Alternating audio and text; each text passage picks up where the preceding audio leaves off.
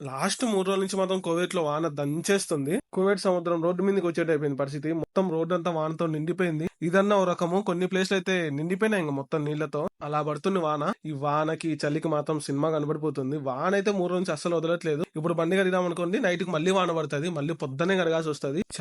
చాలా ప్రాబ్లం అయిపోయింది వానతో. 3 రోజులు అయితే బీభత్సంగా పడింది వాన. రోడ్లు ఈడ్లు అన్ని మొత్తం నిండిపోయినాయి వానతో. ఎక్కడైనా వాన పడేసరికి బండ్లన్నీ నీట్ గా అయిపోతాయి. కానీ ఇక్కడ అనుకోండి, ఈ మట్టి మీద వాన పడేసరికి ఆ మచ్చలు మచ్చలుగా అంత గలీజ్ కనబడుతుంది. అది పొద్దున్నే కోవిడ్ వాళ్ళు బండి తీయాల్సి ఉంటది. మనం నైట్ దాన్ని కడగలేదా, లేదా పొద్దున్న కడగలేదా అంటే ఊరికే మాట వచ్చేస్తుంది. 3 రోజుల నుంచి మాత్రం బండ్లు కడగనికే సగం టైం అయిపోయింది. ఎంత వాన పడినా మన డ్యూటీలు మనకుంటాయిగా. డ్యూటీలు చేసుకోవాలి, బండ్లు గలీజ్ అయితే బండ్లు కడుక్కోవాలి. తప్పదు ఇంకా ఇలా ఇలా చేస్తూ ఉండాలి. వానకు మాత్రం మొత్తానికి అయితే వాన ఆగింది. కొన్ని ప్లేస్లు అయితే మునిగిపోయినాయి వానకి. మొత్తానికి అయితే కానరాగానే అయిపోయినాయి. రోడ్లు అయితే అసలు రోడ్డు మీదకి వచ్చేసింది సముద్రం మొత్తానికి అయితే. వాన అయితే ఇంకా దంచేసింది ఫుల్ గా. 3 డేస్ మాత్రం కోవిడ్ ఆర్మీ దిగాల్సి వచ్చింది. ఆ రోడ్డు మీద ఉన్న వాటర్ అంతా డ్రైన్ చేయనీకి.